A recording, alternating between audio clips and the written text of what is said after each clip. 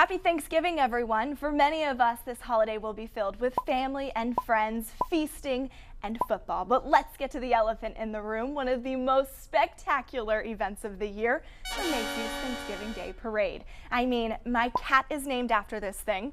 There hasn't been a turkey day where I wasn't plopped in front of the television watching every moment. And when I was able to host the UF Homecoming Parade in 2013, I acted as if I was Al Roker, tracking the floats one by one, ringing in the Christmas season as Santa arrived. I've shown my cards enough. Let's get to the science.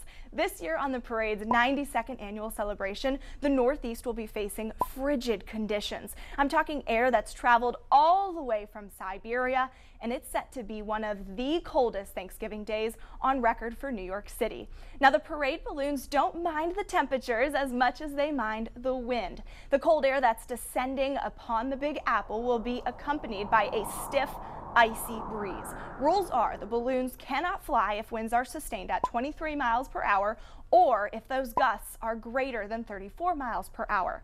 Supervisors determine if the winds will allow them to fly and at what height. Sometimes the windier weather simply means the floats fly a little lower to the ground.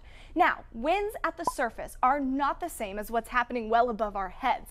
The parade balloons fly around 6 stories high, so with the forecast wind sustained at 15 to 20 miles per hour, at about 10 miles per hour, and that's what the balloons will be dealing with. As far as gusts go, it'll be dicey with wind expected to whip between 30 and 35 miles per hour. However, I try to always look on the bright side of things.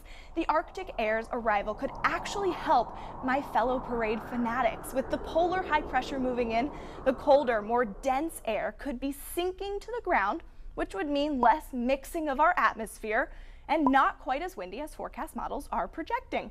Also, of the 92 parades, the balloons have only been grounded once. So we have to think we have good odds that the show will go on. And NBC, if you ever need a fill-in host for the Macy's Thanksgiving Day Parade, you know who to call. In the studio, I'm meteorologist Rautenkranz for First Coast News on your side.